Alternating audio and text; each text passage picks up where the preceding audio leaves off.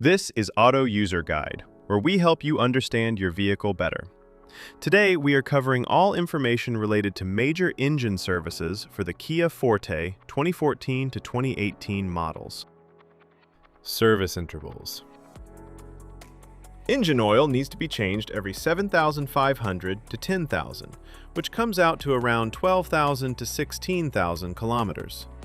If you drive in tough conditions or put a lot of load on your engine, sticking to the lower end of that range is the better call.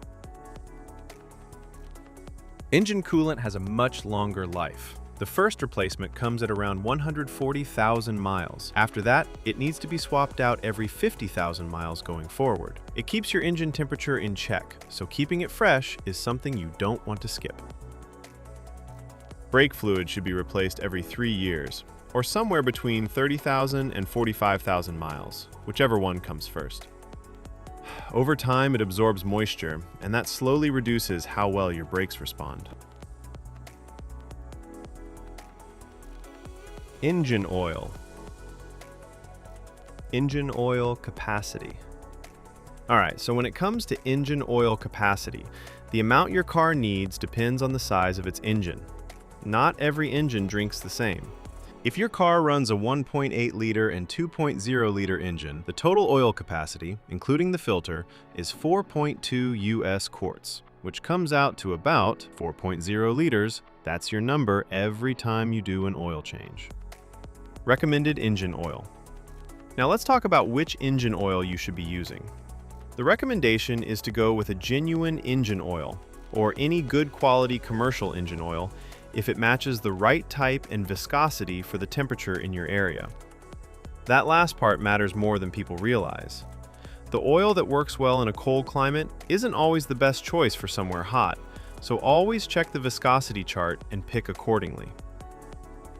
On the topic of synthetic oil, you can use it. Synthetic motor oil is perfectly fine as long as two things check out. It carries the API certification seal, and it matches the viscosity grade your engine calls for. If both boxes are ticked, you're good to go. Change engine oil and oil filter. Before anything else, change your oil and filter based on the maintenance message that shows up on your driver information display. That message is your reminder. Don't ignore it. Here's how the full process goes. Step 1. Start the engine and let it run until it reaches its normal operating temperature. Once it's warmed up, turn it off. Warm oil drains out much more easily than cold oil. Step 2. Open the hood and take off the engine oil fill cap. This helps the oil drain smoothly by allowing air in. Step 3. Get under the car and locate the undercover. Remove the Phillips head screws and slotted head screws by turning them 90 degrees counterclockwise. Then pull the undercover off. Step 4. Find the drain bolt at the bottom of the engine. Remove it along with the washer and let the old oil drain completely into a container placed underneath. Step 5. Remove the oil filter and let any remaining oil inside it drain out as well. Set it aside for proper disposal. Step 6. Before putting on a new filter, check that the old filter gasket didn't stick to the engine's contact surface. This is a small but important check. A leftover gasket can cause an oil leak. Step 7. Clean the contact surface on the engine block, wiping away any dirt or dust. Then install a fresh oil filter. Step 8. Put a new washer on the drain bolt and reinstall it back into the engine. Step 9. Pour in the recommended engine oil. Make sure you're using the right type and the correct amount for your engine size. Step 10. Put the oil fill cap back on securely and start the engine. Step 11. Let the engine run for a few minutes, then get underneath and check around the drain bolt and oil filter for any leaks. If you see drips, shut the engine off and address it before going further. Step 12. Turn the engine off and wait for about 3 minutes. This gives the oil time to settle. Then pull out the dipstick and check that the oil level is right where it should be. After you've changed the engine oil, there's one more thing you need to do: reset the oil life gauge. If you skip this step, the car won't know the oil has been changed and will keep showing you an inaccurate reading. Here's how to do it on your car. First, make sure the ignition is on. You don't need to start the engine, just press the start button without pressing the brake pedal so the system powers up.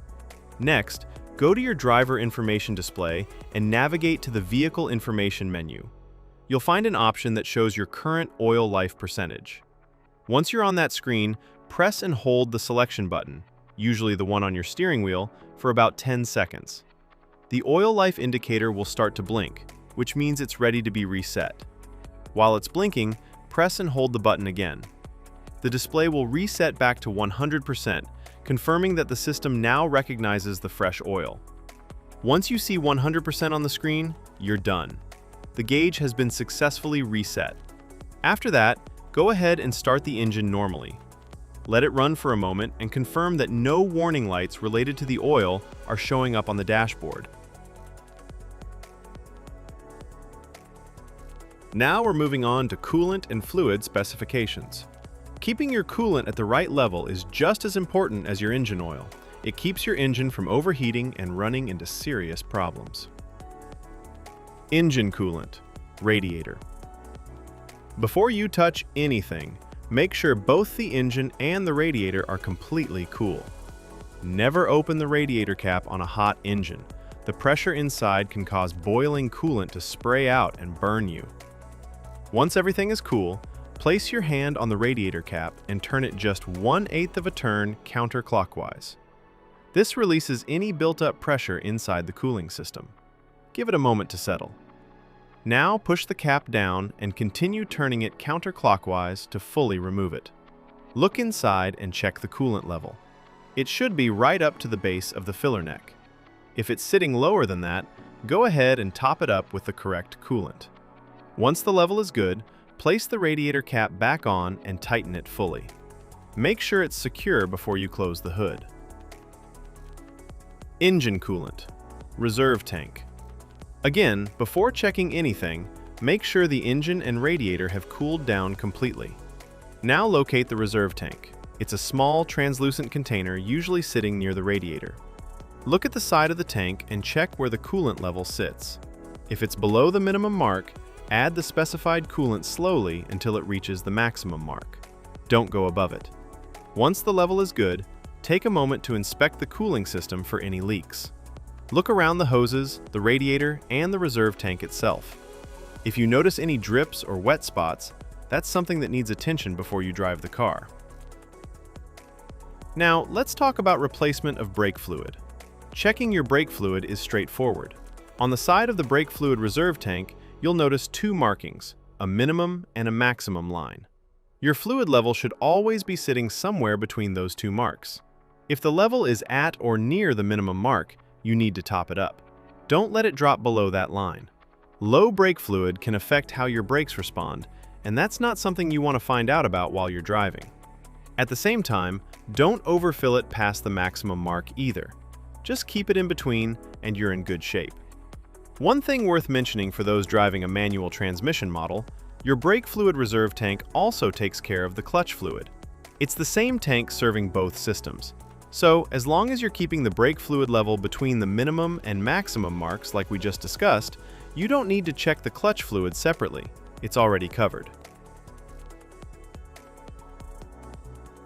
Tire rotation schedule. Tire rotation is one of those maintenance steps that people often overlook, but it makes a real difference in how long your tires last. Generally, you should be rotating your tires every 5,000 to 10,000 kilometers. If your vehicle manufacturer recommends a different interval, go with that instead. Tires without rotation marks. The diagram on screen shows the rotation pattern for tires without rotation marks. These are also called non-directional tires. Because they don't have a fixed direction of rotation, you have more flexibility in how you rotate them. In this pattern, the front left tire moves straight back to the rear left position, and the front right tire moves straight back to the rear right position. Then, at the next rotation interval, the rear tires cross over, the rear left moves to the front right, and the rear right moves to the front left. This cross-rotation method spreads the wear more evenly across all 4 tires, which helps them last longer overall. Tires with rotation marks. The diagram on screen now shows the pattern for tires with rotation marks, commonly known as directional tires. You'll notice an arrow on the sidewall of these tires, and that arrow tells you which direction the tire is meant to spin. It only works one way. Because of that, you can't cross these tires from one side of the vehicle to the other. The rotation here is simpler. Tires just swap between front and rear on the same side. The front left goes to the rear left comes up to the front left, and the exact same thing happens on the right side. It's a straightforward swap, just without the crossing over that you do with non-directional tires. Now let's talk about the fuel tank capacity. Your fuel tank holds a total of 13.2 US gallons, which is equal to 50 liters. Thanks for watching this video. I really hope it helped you understand things a little better. If you found it useful, give it a like. And if you haven't subscribed yet, hit that subscribe button so you don't miss the next one. Drop your thoughts or questions in the comments below. I'd love to hear from you. It genuinely means a lot.